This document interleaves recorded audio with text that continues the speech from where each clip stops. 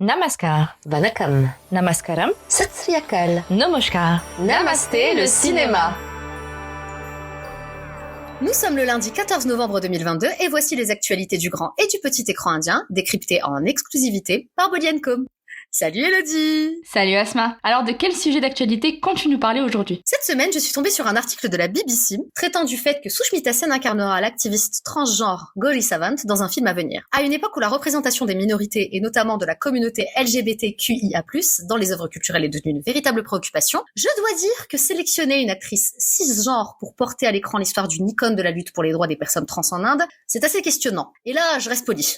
Qu'est-ce que tu veux dire? Eh bien, pour une fois qu'on écrit un rôle important pour une personne transgenre, pourquoi le céder à une actrice qui n'appartient pas à cette communauté? Il faut avoir en tête que pendant longtemps, la communauté LGBTQIA+, a littéralement été invisibilisée dans le cinéma indien. Ceci étant dit, on assiste depuis quelques années à un changement progressif des mentalités puisque certains films grand public osent enfin parler de la cause homosexuelle avec une certaine bienveillance. Oui, on a vu que cette cause était le cœur des films comme Eklalki Kodekato et Salaga, Shub Mangal Ziada Savdan et Badaido. Effectivement, mais pour ce qui concerne la population trans, leur illustration à l'écran est encore très cliché à l'heure d'aujourd'hui. On les voit effectivement à travers certains métrages par le biais de la caste des Hijram, qui représentera entre 5 et 6 millions de personnes à travers l'Asie du Sud. Cependant, ils sont souvent tournés en ridicule, ce qui a le don de me mettre en pétard. Moi aussi. Du coup, c'est plutôt positif de voir qu'on veut enfin raconter leur parcours de vie, tu ne crois pas? C'est sûr, mais pour autant, je ne peux m'empêcher de penser qu'il est dommage de priver des acteurs et actrices transgenres de rôles que seuls sont réellement en mesure de comprendre. Tu trouves donc qu'une actrice cisgenre qui tient un tel rôle, c'est problématique? Je ne sais pas trop. On a eu beaucoup d'exemples récents de personnages transgenres intéressants et complexes. Mais ils étaient systématiquement campés par des personnes cis. Je pense notamment à Vani Kapoor dans Chandigarh Karyashki, à Vijay Sethupathi dans Super Deluxe, à Vijay Raz dans Gangubai Kathiawadi ou encore au regretté Sanchari Vijay dans le film Kannada Nanu Avanala Avalu.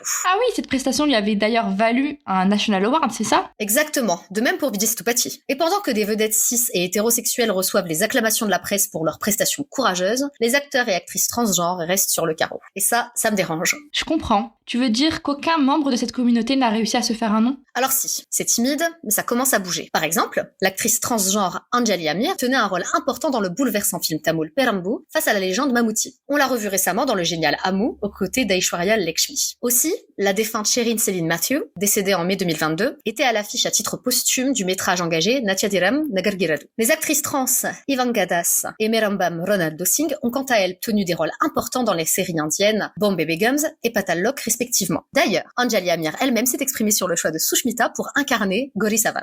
Elle affirme, je cite, que le casting de quelqu'un d'aussi populaire que Sushmita Sen est une bonne chose pour la communauté transgenre. Cela veut dire que nos histoires deviennent accessibles au grand public. Lorsque nos histoires atteindront d'autres foyers et que les gens nous considéreront comme des êtres humains, alors d'autres rôles seront écrits pour nous. Et on espère sincèrement que l'avenir lui donnera raison. Elodie, qu'est-ce qu'on peut regarder en ce moment? Au cinéma, après les annulations de dernière minute des sorties de Love Today et Nita Morovanam, on signale un film inédit à découvrir en salle cette semaine, The Legend of Molajat, métrage épique pakistanais sorti le 9 novembre grâce au distributeur United Film. En effet, j'en profite donc pour signaler un erratum dans le podcast de la semaine dernière, qui n'est pas tellement de notre fait, ni de celui de Friday Entertainment, puisque lorsque nous vous annoncions que ces deux films romantiques arriveraient en France, c'était avant que le distributeur indien ne fasse machine arrière, privilégiant la cessation des droits de diffusion à Netflix. En espérant que le catalogue français sera concerné également. Du côté de la SVOD, plusieurs projets très intéressants sont à signaler. Tout d'abord, le nouveau film de Vasant Bala, Monica Oh My Darling, est disponible depuis le 11 novembre sur Netflix. Vasant Bala, pourquoi ce nom me dit quelque chose? Sûrement parce qu'il a réalisé il y a 2 ans le merveilleux Mart Kodakne Hirota et son deuxième métrage est absolument génial. Notre critique sera très prochainement mise en ligne sur bolienco.fr. Oui, je l'ai vu et clairement, c'est l'un des meilleurs films indiens de l'année. Sur Prime Video, découvrez la 2e saison de la série Breathe into the Shadows, sortie le 9 novembre avec Abhishek Bachchan et Amit Sad dans les rôles principaux. Trop hâte de voir cette suite.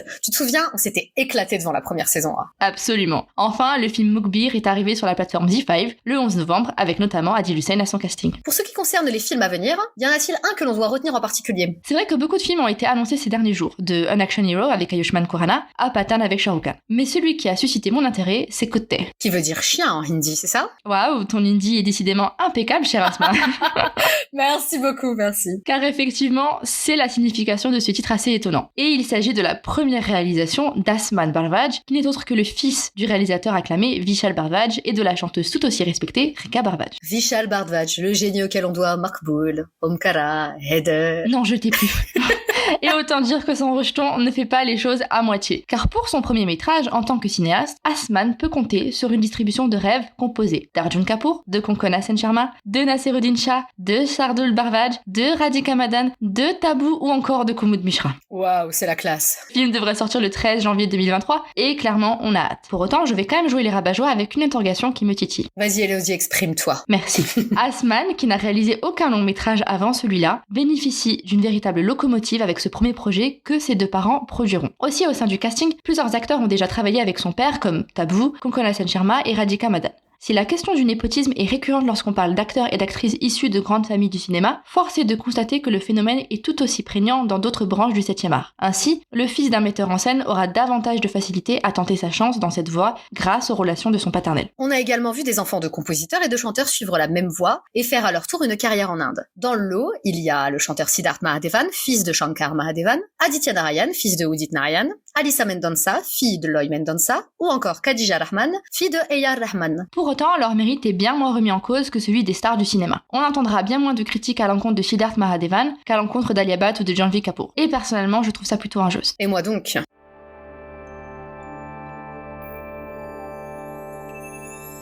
Et c'est tout pour aujourd'hui, merci de nous avoir écoutés. C'est sur la mélodie de Jungle Mekand du film Bhediya que l'on se quitte. L'occasion pour moi de vous rappeler que cette comédie horrifique avec Varun Dhawan et Kriti Sanon devrait sortir en France le 25 novembre prochain grâce au distributeur Nighted Films. Pour ma part, j'en profite pour vous annoncer que les résultats des Bollywood Awards sont disponibles sur notre site. Et croyez-moi, le palmarès vous réserve bien des surprises.